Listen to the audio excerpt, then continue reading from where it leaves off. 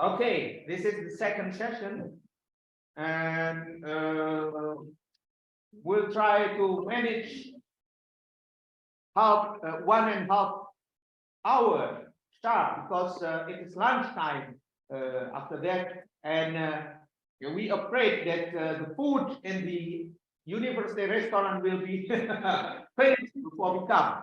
So okay, so and also my colleague Ludmila, who co-chair with me, she has course at 1:30. No, So, at one. at 1, okay. You have to stop really at 1 sharp, okay? Maximum. If we can stop 1:15, it's better, but I don't think so. So we will have 5 speakers. Rityusha Tiwary from India. She's doctor, political scientist, Chinese studies, assistant professor, Department of Political Science. Shaheed Bhagat Singh, College, University of Delhi, and also she's honorary fellow at the Institute of Chinese Studies, Delhi. I will use microphone because Which one? Maybe this one is. yeah. Maybe for a moment. This one is the next. Yeah, Thank you. because I speak in front of the public, not only in front of the computer. Okay, and the second is John Rityusha. Are you there? Yes, yes. Okay. Now the second, John Cedric Obam Eman from Gabon. Yes, I'm here. Okay. His doctor, international relations, international security, lecturer, researcher, Université Internationale de Libreville, Père et Jean, Libreville, Gabon. Okay. Ispan, I saw you. Hello. Do you hear me? Ispan? Yes, I can. Can you hear me? Yes, good. Perfect. From Hungary, and his doctor, political scientist, architect study, professor at the University of Page, Hungary. And then Dhananjay Rai. Are you there? Hi. Yes. From India as well. And he is also doctor, political sciences, assistant professor at Central University of Gujarat, Gandhinagar, India. And the last one, Pedro Paez. Are you there, Pedro? But Pedro. From Ecuador. No. He is a professor doctor economics and former coordinating minister of economy of Ecuador, Quito, during the Korea presidency.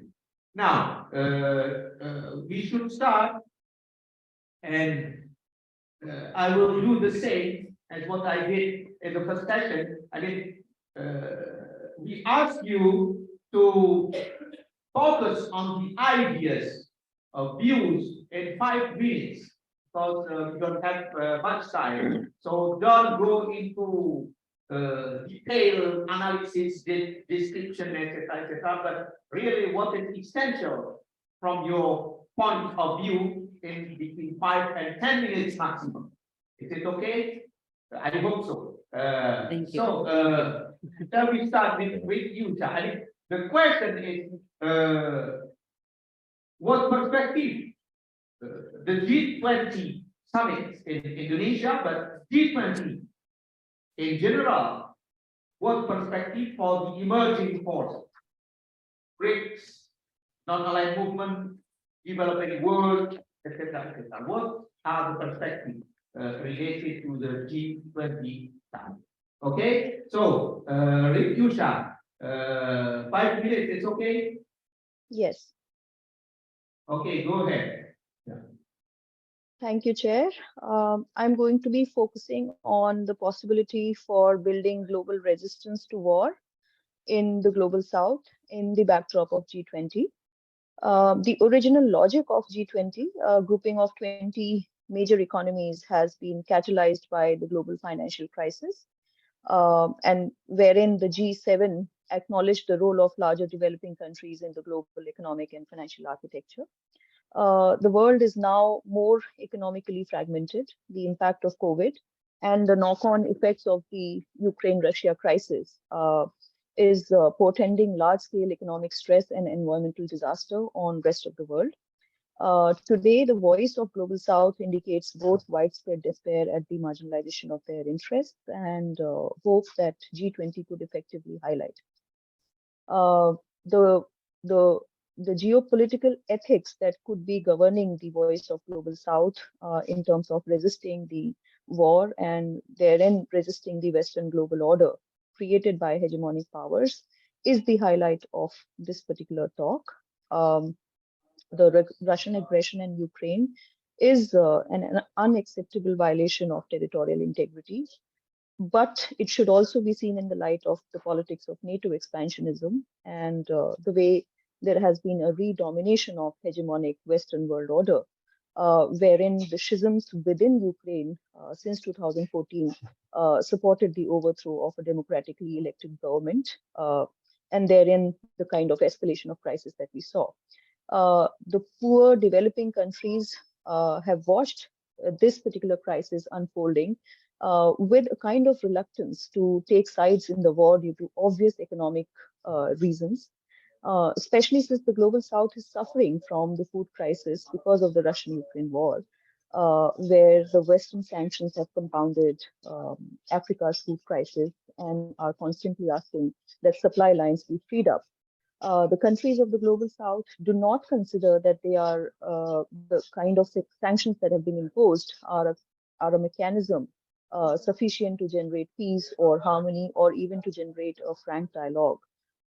The civilian material and ecological damage and the way the hegemonic power politics has unfolded in this context is simply serving the benefits and the long-term interest of the powers. And therefore, in the calculation of the global south, the proxy, secret, long, hybrid nature of war has simply redefined the logic of the hegemonic interests.